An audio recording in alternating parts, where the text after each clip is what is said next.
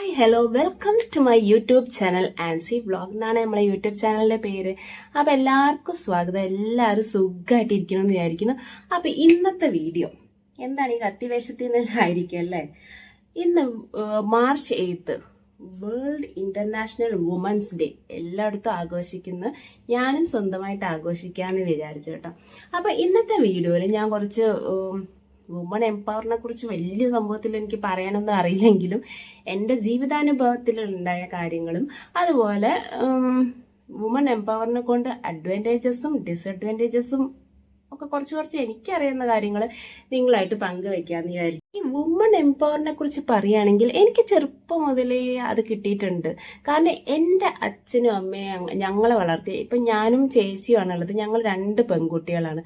അപ്പം ഞങ്ങളെ വളർത്തിയെന്ന് പറഞ്ഞു കഴിഞ്ഞാൽ, പണ്ടത്തെ കാലത്തൊക്കെ നിങ്ങൾ പെൺകുട്ടികളാണ്, അതുകൊണ്ട് പുറത്തിറങ്ങരുത്, 6:30-ക്ക് ശേഷം പുറത്തിറങ്ങാൻ പാടില്ല, വീട്ടിന് പുറത്തിറങ്ങാൻ പാടില്ല, അങ്ങനെയൊക്കെ ഓരോ രീതിയായിരുന്നു. പക്ഷെ എൻ്റെ അച്ഛൻ അന്നും പറഞ്ഞത് എന്താണെന്നറിയോ, നിങ്ങൾ പെൺകുട്ടികളാണ്, അതുകൊണ്ട് നിങ്ങൾ ഇറങ്ങണം. ഞങ്ങൾക്ക് ആങ്ങളമാരില്ല. അപ്പം ഞങ്ങൾ തന്നെയാണ് ഞങ്ങളെ വീട്ടിലത്തെ കാര്യങ്ങളൊക്കെ ചെയ്തിരുന്നത്. സത്യം പറഞ്ഞു കഴിഞ്ഞാൽ എൻ്റെ ചേച്ചി നന്നായിട്ട് റെസ്പോൺസിബിലിറ്റി ഏറ്റെടുത്തിരുന്നു. അത് കഴിഞ്ഞ് ചേച്ചി കല്യാണം കഴിഞ്ഞ് പോയപ്പോൾ പിന്നെ ഞാൻ ഏറ്റെടുക്കേണ്ടി വന്നു, എനിക്ക് ഏറ്റെടുക്കേണ്ടി വന്നു. അപ്പം എൻ്റെ അച്ഛൻ പറയാറുണ്ട്, നിങ്ങൾ പെൺകുട്ടികളാണ്, അതുകൊണ്ട് നിങ്ങൾ ചെയ്യണം. ആദ്യം എന്ന് പറഞ്ഞു കഴിഞ്ഞാൽ കുട്ടിക്കാലത്ത് എനിക്കും ചേച്ചിക്കും പുറത്തിറങ്ങി ഒരു കടയിൽ പോയിട്ട് എന്തെങ്കിലും വാങ്ങിക്കാൻ ചോദിക്കാൻ വരെ ഞങ്ങൾക്ക് പേടിയായിരുന്നു. എന്നിട്ട് അച്ഛൻ ഇങ്ങനെ പച്ചക്കറിയൊക്കെ ആണെങ്കിൽ നമുക്ക് പേപ്പറിൽ എഴുതി വിടും. എന്നിട്ട് ഞങ്ങൾ വിടും, മനഃപൂർവ്വം വിടുന്ന. കാരണം എന്ന് വെച്ചാൽ അച്ഛന് പോയി വാങ്ങിക്കാവുന്നേ ഉള്ളൂ. പക്ഷെ ഞങ്ങൾക്ക് പരിചയപ്പെടാൻ വേണ്ടിയിട്ട് ഞങ്ങൾ വിടും. എന്നിട്ട് വരെ നിങ്ങൾ ആ പേപ്പർ കൊടുത്താൽ മതി, കടക്കാരത് തന്നോളൂ എന്ന് അറിയാം. അപ്പോഴും നമുക്കറിയില്ല ഇതെങ്ങനെ പറയണം, തക്കാളി 1 കിലോ, പച്ചമുളക് അങ്ങനെ പറയണ അറിയില്ല. അങ്ങനെ ഞാനും ചേച്ചിയും കൂടി പോകും കേട്ടോ. പോയിട്ട് ഞങ്ങൾ പോയിട്ട് വാങ്ങിച്ചിട്ട് വരും. ഒന്നുമില്ല, ഇതവിടെ കൊടുക്കും, അവർ സാധനം എടുത്ത് തരും, പൈസ കൊടുക്കും, ബാലൻസ് വാങ്ങിക്കും, തിരിച്ചു പോരും. അപ്പം അങ്ങനെ ഞങ്ങൾ ചെറുപ്പം മുതലേ ഞങ്ങളെ പ്രാക്ടീസ് ചെയ്യിച്ചിരുന്നു. പിന്നെ അതേപോലെ ഇപ്പം ഏത് രാത്രിയാണെങ്കിലും ഇപ്പം വണ്ടി എടുത്ത് പോവാനൊക്കെ ആണെങ്കിലും അച്ഛൻ സമ്മതിക്കും. അങ്ങനെ ഒരു റെസ്ട്രിക്ഷനെയും ഞങ്ങൾക്ക് വെച്ചിട്ടില്ല. അങ്ങനെ വെച്ചിരുന്നെങ്കിൽ ഞങ്ങൾക്ക് ഇന്ന് എവിടെ എത്താൻ പറ്റില്ലായിരുന്നു. എന്ന് കരുതി വലിയ സംഭവത്തിൽ എത്തിയെന്നൊന്നല്ല, പക്ഷെ ഇൻഡിപെൻഡൻ്റ് ആയിട്ട് ജീവിക്കാൻ ഞങ്ങൾ പഠിച്ചു. ഒറ്റയ്ക്ക് യാത്ര ചെയ്യാൻ പഠിച്ചു, ആൾക്കാരുമായിട്ട് സംസാരിക്കാൻ പഠിച്ചു. ഇതൊക്കെ നമുക്ക് എവിടുന്നാ കിട്ടണം? നമ്മളെ വീട്ടിൽ നിന്ന് തന്നെയാണ്, നമ്മളെ പാരൻസിന്റെ സപ്പോർട്ട് തന്നെയാണ്. ഏതൊക്കെ പാരൻസ് മക്കളെ പൊത്തി വളർത്തിയിട്ട് ഒരു കാര്യവുമില്ല. അവരെ നിങ്ങൾ ഒറ്റയ്ക്ക് യാത്ര ചെയ്യാൻ വിടൂ. എന്തെങ്കിലും അപകടം വരുമെന്ന് വിചാരിച്ചിട്ട് യാത്ര ചെയ്യരുതെന്നല്ല പറയേണ്ടത്. ആ അപകടത്തിനെ എങ്ങനെ ഫേസ് ചെയ്യാമെന്ന് പഠിപ്പിച്ചിട്ട് വേണം അവർ യാത്ര ചെയ്യാൻ. അതൊക്കെ നമുക്ക് പേടിയെന്ന്, ഒരു വില്ലേജ് ഓഫീസിൽ പോവാൻ, അല്ലെങ്കിൽ ഒരാൾ ബാങ്കിൽ പോവാൻ, അവരോടൊക്കെ എങ്ങനെ സംസാരിക്കണം എന്ന് പോലും അറിയില്ല. അപ്പോൾ അച്ഛൻ്റെ ഒക്കെ കൂടെ ഞങ്ങൾ പോയിട്ട് അച്ഛനൊക്കെ എങ്ങനെയാണോ ബിഹേവ് ചെയ്യണമെന്നൊക്കെ ശ്രദ്ധിക്കും. എന്നിട്ട് നമ്മൾ നെക്സ്റ്റ് ടൈം നമ്മൾ ഒറ്റയ്ക്കായിരിക്കും പോകുന്നുണ്ടാവുക. അങ്ങനെ അക്വയർ ചെയ്തത് തന്നെയാണ്. അതായത് ആ ഒരു ധൈര്യം എന്ന് പറയുന്നത്. വെറുതെ വുമൺ എംപവർമെന്റ് അത് ഇതെന്നൊന്നും പറഞ്ഞിട്ട് കാര്യമില്ല.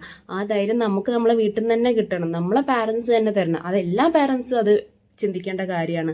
അല്ലാതെ ആൺകുട്ടികൾക്ക് മാത്രമേ പുറത്തിറങ്ങാൻ പാടുള്ളൂ, രാത്രി പുറത്തിറങ്ങി നടക്കാൻ പാടുള്ളൂ, പെൺകുട്ടികൾ പാടില്ല. പെൺകുട്ടികൾ അടുക്കളപ്പണി ചെയ്യേണ്ടവരാണ്, അടുക്കളപ്പണി പഠിച്ചിരിക്കണം, കല്യാണം കഴിഞ്ഞാൽ വീട്ടിൽ പോയിട്ട് അടുക്കളപ്പണി ചെയ്യണം. അതൊക്കെ ഒരു ഇൻഡിവിജ്വലിന്റെ ഇഷ്ടമാണ്. അവർ ചെയ്യണോ വേണ്ടേ എന്നുള്ളത് അവരുടെ താല്പര്യമാണ്. ആസ് എ ഗേൾ, ഞാൻ ഒരു വുമൺ ആണ്, എനിക്ക് എൻ്റെതായിട്ടുള്ള തീരുമാനമുണ്ട്. അതിനെ റെസ്പെക്ട് ചെയ്യണം എല്ലാവരും. അല്ലാണ്ട് ഒരു പെൺകുട്ടിയാണ്, നീ അതൊക്കെ ചെയ്യേണ്ടവളാണെന്ന് പറഞ്ഞിട്ട് അങ്ങ് മാറ്റി നിർത്തില്ല ചെയ്യേണ്ടത്. I M an individual. അപ്പം എൻ്റെ തീരുമാനങ്ങളെ റെസ്പെക്ട് ചെയ്യുന്ന ആൾക്കാരായിരിക്കണം, അല്ലെങ്കിൽ എൻ്റെ ഭർത്താവ് അങ്ങനത്തെ ഒരാളായിരിക്കണം എന്ന് എനിക്ക് നിർബന്ധം ഉണ്ടായിരുന്നു. അതുകൊണ്ട് തന്നെ കല്യാണം എന്ന് പറയുന്നത് എൻ്റെ ഒരു പ്രയോറിറ്റി ആയിട്ടുള്ള ഒരു കാര്യമേ അല്ലായിരുന്നു. കാരണം എനിക്ക് എൻ്റെ ഒരു ഡ്രീം എന്ന് പറഞ്ഞു കഴിഞ്ഞാൽ ഇവിടെ അല്ലെങ്കിലും പുറത്തു പോയിട്ട് വർക്ക് ചെയ്യണം, ലൈഫ് സ്റ്റൈൽ മാറ്റണം, സ്റ്റാൻഡേർഡ് ലൈഫ് സ്റ്റൈൽ ആക്കണം. സ്റ്റാൻഡേർഡ് എന്ന് ഉദ്ദേശിക്കുന്നത് നമുക്ക് നമ്മളെ കയ്യിൽ ചിലവാക്കാനുള്ള കാശ് നമ്മളെ കയ്യിൽ ഉണ്ടാവണം. വേറൊരാളെ ഡിപ്പെൻഡ് ചെയ്ത് ജീവിക്കരുത്.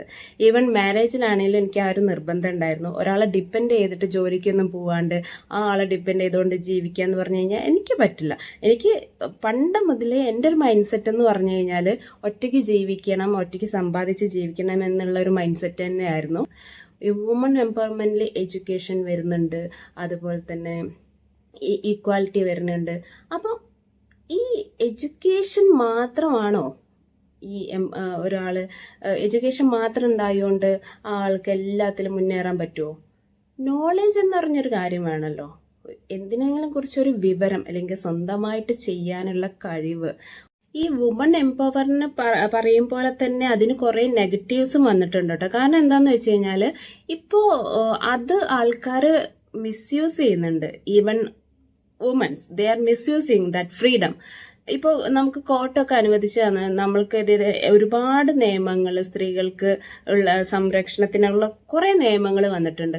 പക്ഷേ അതൊക്കെ ശരിക്കും ആ അർഹതപ്പെട്ട വുമൻസിന്റെ അവിടേക്ക് എത്തുന്നുണ്ടോ ഈ നിയമങ്ങൾ, അതോ ഈ നിയമങ്ങളെ മറ്റു ചില സ്ത്രീകൾ മിസ്യൂസ് ചെയ്യുന്നുണ്ടോ എന്നുള്ള ഒരു ചിന്താഗതി, അങ്ങനത്തെ ഒരു അഭിപ്രായം എനിക്കുണ്ട്. കാരണം എന്താ, സ്ത്രീകൾക്ക് വേണ്ടിയിട്ട് സംരക്ഷണത്തിന് വേണ്ടിയിട്ട് ഉണ്ടാക്കിയ നിയമങ്ങൾ തന്നെ മറ്റു സ്ത്രീകൾ അതിനെ മിസ്യൂസ് ചെയ്തിട്ട് അവരവരുടെ കാര്യങ്ങൾ നേടിയെടുക്കുകയും അതുപോലെ ഈ ആണുങ്ങൾക്കെതിരെ നിൽക്കുന്നൊക്കെ ഇത് നടക്കുന്നുണ്ട് സമൂഹത്തിൽ.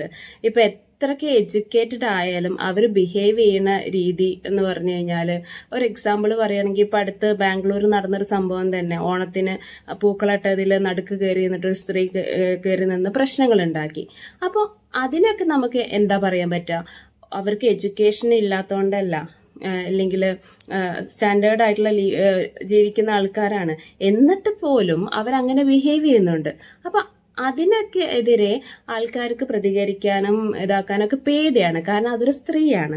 അപ്പൊ അതാണ് ഞാൻ പറഞ്ഞ, ഈ നിയമങ്ങള് മിസ്യൂസ് ചെയ്യുന്ന, അല്ലെങ്കിൽ എന്നെ ഒന്നും ചെയ്യാൻ പറ്റില്ല എന്നുള്ള രീതിയിൽ ഒരു സ്ത്രീനെ തൊട്ട അപ്പത്തേക്കും പീഡനം എന്ന് പറഞ്ഞ കാലാണിപ്പം. കാരണം അവർക്ക് അതിനുള്ള നിയമങ്ങളൊക്കെ അവർക്ക് അനുകൂലമായിട്ട് നിൽക്കുന്ന ഒരു സംഭവമാണ്. അപ്പൊ അതിനൊക്കെ അവരൊന്ന് എന്തെങ്കിലും ഇതാക്കുമ്പോഴത്തേക്കും എന്നെ പീഡിപ്പിച്ചു എന്ന് പറയുന്ന ഒരു കാലാണ്. അപ്പൊ ശരിക്കും പറഞ്ഞു കഴിഞ്ഞാൽ ഞാനിപ്പം ഫുള്ളി അങ്ങനെ എന്താണ് വുമൻസിനെ മാത്രം സപ്പോർട്ട് ചെയ്യുക അല്ലെങ്കിൽ ആണുങ്ങളെ തള്ളിപ്പറയുക അങ്ങനെയല്ല. തെറ്റ് ചെയ്യുന്നിടത്ത് നമ്മളത് ചൂണ്ടിക്കാണിക്കുക തന്നെ ചെയ്യണം. അല്ലാണ്ട് തെറ്റ് ചെയ്തിട്ടും അവരെ സപ്പോർട്ട് ചെയ്യല്ല വേണ്ടത്.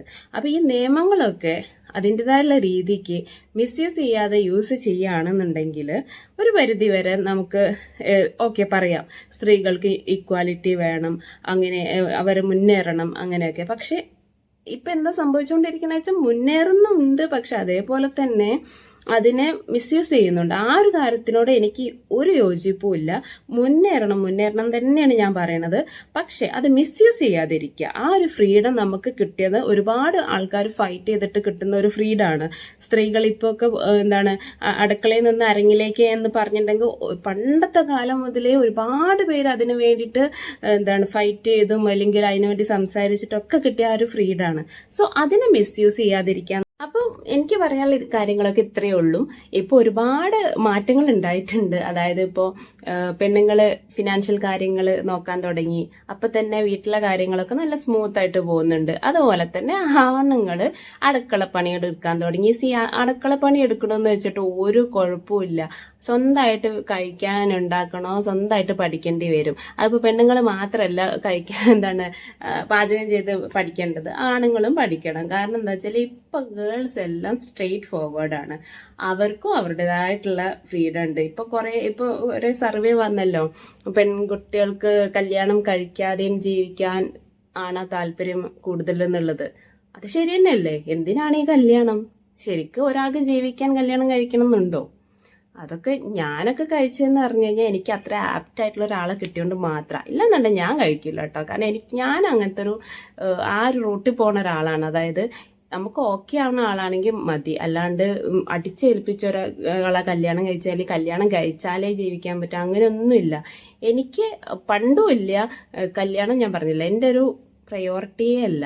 പിന്നെ സ്നേഹിക്കാൻ പറ്റി എന്നെ സ്നേഹിക്കുന്ന അത്രയും നല്ലൊരാളെ കിട്ടിയാൽ നോക്കാം എന്നുള്ള ഒരു മൈൻഡ് സെറ്റ് തന്നെയായിരുന്നു എൻ്റെത്.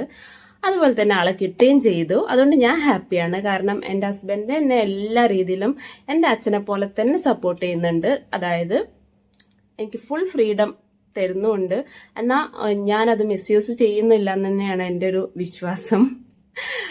അപ്പോൾ ഇത്രയൊക്കെ ഉള്ളൂ എനിക്ക് പറയാനുള്ളത്. സോ മുന്നേറുക, നല്ല രീതിയിൽ മുന്നേറുക, ഒറ്റയ്ക്ക് ജീവിക്കാൻ പഠിക്കുക, സമ്പാദിക്കുക, അതുപോലെ തന്നെ എല്ലാവരെയും റെസ്പെക്റ്റ് ചെയ്യുക. നമ്മൾ റെസ്പെക്റ്റ് ചെയ്യുമ്പോൾ തിരിച്ച് ആ റെസ്പെക്റ്റും കിട്ടണം എന്നുള്ള ഒരു വാശിയും കൂടിയും പിടിക്കുക. അല്ലാണ്ട് മറ്റുള്ളവരുടെ സന്തോഷത്തിന് വേണ്ടി നമ്മളെ സന്തോഷം ഇല്ലാതാക്കരുത്. എപ്പോഴെങ്കിലും നമ്മൾ സ്വയം ചിന്തിക്കണം, ഞാൻ എനിക്ക് വേണ്ടി ജീവിച്ചോ, എന്നുള്ളൊരു ക്വസ്റ്റ്യൻ എപ്പോഴും നിങ്ങൾ നിങ്ങളോട് തന്നെ ഒന്ന് ചോദിച്ചു നോക്കുക. എൻ്റെ കാര്യത്തിൽ പറയുകയാണെങ്കിൽ ഞാൻ എനിക്ക് വേണ്ടി തന്നെയാണ് ജീവിക്കുന്നത്, എൻ്റെ സന്തോഷത്തിനും എൻ്റെ മനസ്സമാധാനത്തിനും. ആ മനസ്സമാധാനം കെടുന്ന എന്തെങ്കിലും കാര്യം ഉണ്ടായിട്ടുണ്ടെന്നുണ്ടെങ്കിൽ ഞാനത് അവിടെ നിർത്തും. അതിൻ്റെ മുകളിൽ സ്നേഹമോ കാര്യങ്ങളോ ഒന്നും ഉണ്ടാവില്ല. കാരണം എനിക്കെന്ന് പറഞ്ഞു കഴിഞ്ഞാൽ എൻ്റെ മെൻ്റൽ ഹെൽത്ത് തന്നെയാണ് ഇമ്പോർട്ടൻറ്റ്. അതിന് ഇതാവണ ഒരു കാര്യത്തിലും ഞാൻ നിൽക്കില്ല. ഞാൻ എൻ്റെ പാർട്ട്ണറുടെ അടുത്തും ഡയറക്റ്റ് പറഞ്ഞിട്ടുള്ള ഒരു കാര്യമാണ്. അതായത് ഒരാളുടെ ബിഹേവിയർ കണ്ടിട്ട് അല്ലെങ്കിൽ ഒരു അവരെ സഹിച്ച് നിൽക്കുക അത് എന്നെ കിട്ടൂല. അപ്പം എത്രയൊക്കെ സ്നേഹിച്ച പലരും എന്നോട് പറയാറുണ്ട് അവർക്കിടയിൽ പ്രശ്നങ്ങൾ ഉണ്ടാവണതും അതും ഇതൊക്കെ. അപ്പം ഞാൻ ചോദിക്കും നിനക്ക് പറ്റൂലെങ്കിൽ ഇട്ടിട്ട് പോയിക്കൂടെ? അപ്പം അവർ പറയുന്നത് എന്താ വെച്ചാൽ പക്ഷെ അവർക്ക് ഇഷ്ടമാണ് അതുകൊണ്ട് പറ്റുന്നില്ല എന്നുള്ളത്. പക്ഷെ ആ ഇഷ്ടം അവിടെ ഉണ്ട്. പക്ഷെ നമ്മൾ ഇഷ്ടം മാറ്റിവെച്ചാൽ ഓരോ ദിവസവും നമ്മൾ ഇങ്ങനെ സങ്കടപ്പെട്ടല്ലേ ജീവിക്കുന്നത്. അങ്ങനെയാണോ ജീവിക്കേണ്ടത്? അങ്ങനെ ജീവിച്ചിട്ട് എന്താ കാര്യം? നമ്മൾ കുറേ കാലം മറ്റുള്ളവരുടെ സന്തോഷത്തിനും അല്ലെങ്കിൽ ആ ഇഷ്ടത്തിന്റെ പേരിൽ നമ്മൾ സഹിച്ച് ഇങ്ങനെ പോയി. പക്ഷെ നമ്മളുടെ ഒരു പ്രസന്റ് ലൈഫാണ് ആ പോണത്. നമുക്ക് ഹാപ്പി ആയിട്ടിരിക്കുന്ന മൊമെന്റ്സ് അല്ലെങ്കിൽ പീസ്ഫുൾ ആയിട്ട് ഇരിക്കേണ്ട ഒരു ടൈമൊക്കെയാണ് ആ പോണത്. അപ്പൊ അങ്ങനെ ഒന്ന് ചിന്തിച്ചു നോക്ക്. നിങ്ങളുടെ അടുത്ത് തന്നെ ആ ക്വസ്റ്റ്യൻ ചോദിച്ചു നോക്ക്. നിങ്ങൾ സ്വയം ഹാപ്പി ആണോ? ഇത്രയും കാലം ജീവിച്ചതിൽ നിങ്ങൾക്ക് വേണ്ടിയിട്ട് എന്ത് ചെയ്തു, അല്ലെങ്കിൽ ഞാൻ സന്തോഷമായിട്ട് ജീവിച്ചോ എന്നുള്ള ക്വസ്റ്റ്യൻ നിങ്ങളുടെ അടുത്ത് തന്നെ ഒന്ന് ചോദിച്ചു നോക്കൂ കേട്ടോ. അപ്പൊ എൻ്റെ വീഡിയോ ഇഷ്ടപ്പെടുകയാണെങ്കിൽ അല്ലെങ്കിൽ നിങ്ങൾക്ക് ഇതിലെന്തെങ്കിലും കാര്യങ്ങൾ അല്ലെങ്കിൽ ഡിസ്കസ് ചെയ്യാനോ അല്ലെങ്കിൽ എന്തെങ്കിലും അഭിപ്രായങ്ങൾ പറയാനുണ്ടെങ്കിൽ കമൻറ്റ് ചെയ്യുക. അതുപോലെ വീഡിയോ ഇഷ്ടപ്പെട്ടിട്ടുണ്ടെങ്കിൽ like, subscribe, comment and share. വീണ്ടും ഞാൻ എല്ലാവർക്കും ഒരു happy international women's day wish ചെയ്യുന്നു. അപ്പോൾ ബൈ.